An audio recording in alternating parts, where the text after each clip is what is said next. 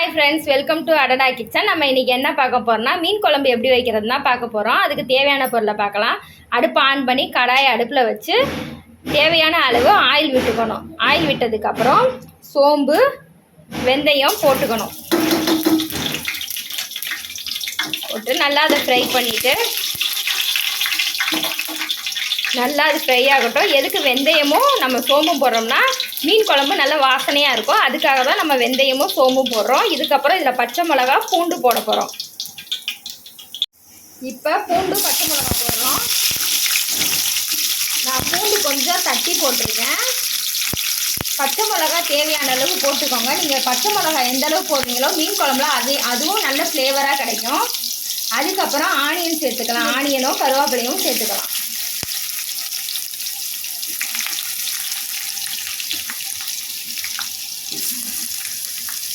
ஆனியனும் கருவேப்பிலையும் சேர்த்துக்கிட்டு இருக்கும் போதே இதை கொஞ்சம் வதக்கி விட்டுட்டு இது கூடவே நான் உரித்து வச்சுருக்க பூண்டை நம்ம இப்போ சேர்த்துக்கணும். ஆல்ரெடி நம்ம பூண்டு தட்டி போட்டிருக்கோம். அது நல்லா வாசனை கொடுக்கும். இது மீன் குழம்புல அடுத்த நாள் நம்ம வச்சு சாப்பிடுவோம்லாம். மீன் குழம்பு நல்லா வாசனையாக நம்மளுக்கு ரொம்ப பிடிக்கும் சாப்பிட.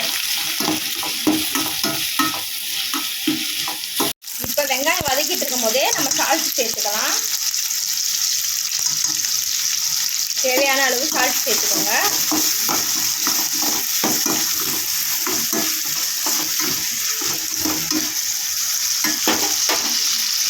வெங்காயம் ஒரு கண்ணாடி பதத்துக்கு வெந்துருச்சு. இப்போ இந்த ஸ்டேஜில் நம்ம பூண்டு சேர்த்துக்கலாம்.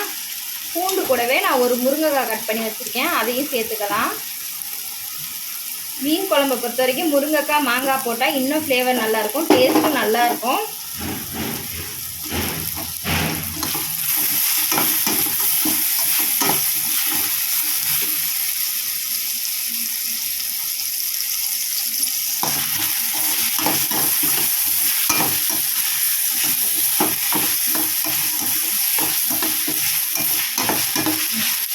நல்லா வெங்காயம் முருங்கைக்காய் பூண்டு வேகட்டும்.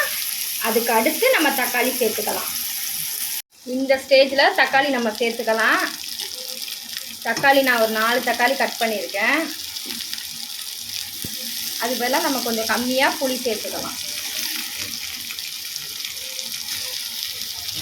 இதை நல்லா ஃப்ரை பண்ணிக்கலாம். நம்ம தக்காளி போட்டு நல்லா வதக்கி விட்டுகிட்டே இருக்கணும். அப்போ தான் நல்லா தக்காளி வதங்கும். வதங்கினதுக்கப்புறம் இது கூடவே நம்ம மசாலா தூள் சேர்த்துக்கலாம். நல்லா இன்னும் தக்காளி நல்லா வதங்கினதுக்கப்புறம் தான் நம்ம மசாலா தூள் சேர்க்கணும். அப்போ தான் குழம்பு நல்லா டேஸ்ட்டாக இருக்கும். மீன் குழம்பை பொறுத்த வரைக்கும் ஃபஸ்ட்டு நாள் சாப்பிட்றதோட 2வது நாள் சாப்பிட தான் மீன் குழம்பை பொறுத்த வரைக்கும் டேஸ்ட்டாக இருக்கும்.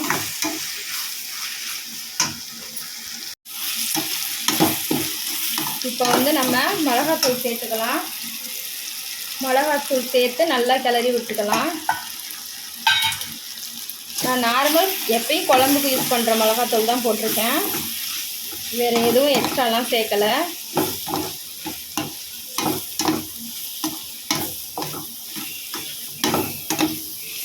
இப்போ கொஞ்சமாக தண்ணி சேர்த்துக்கலாம்.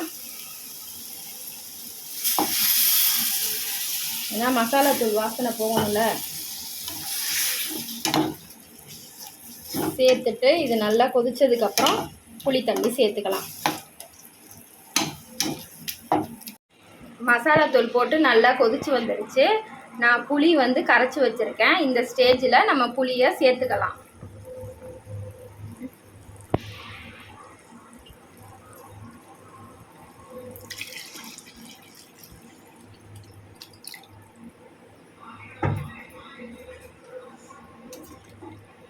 புளி சேர்த்து நல்லா கொதிக்க விடுங்க. நல்லா கொதிச்சதுக்கப்புறம் தான் நம்ம மீன் சேர்க்கணும். மீன் போட்டுட்டு குழம்பு கொதிக்க விடாதீங்க. மீன் டக்குன்னு வெந்துடும், உடஞ்சிரும் டக்குன்னு. அதனால மீன் போட்டுட்டு எப்பயும் குழம்பு கொதிக்க விடாதீங்க. குழம்பு நல்லா கொதித்து ஒரு ஸ்டேஜ் வற்றினதுக்கப்புறம் தான் மீன் சேர்க்கணும். குழம்பு பாருங்கள் நல்லா கொதிச்சுக்கிட்டு இருக்கு. இன்னும் கொஞ்சம் வற்றட்டும். வற்றினதுக்கப்புறம் நம்ம மீன் சேர்த்துக்கலாம். மீன் கழுவி எடுத்து வச்சுருக்கேன். மஞ்சத்தூள்லாம் போட்டு இப்போ அதை குழம்புல போட்டுடலாம்.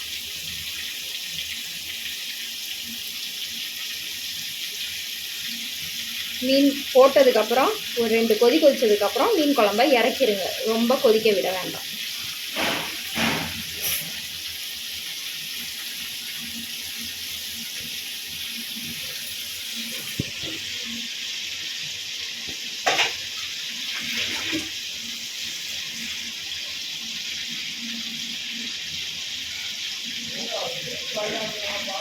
குழம்பு கொதிச்சதுக்கப்புறம் அருமையான மீன் குழம்பு ரெடி.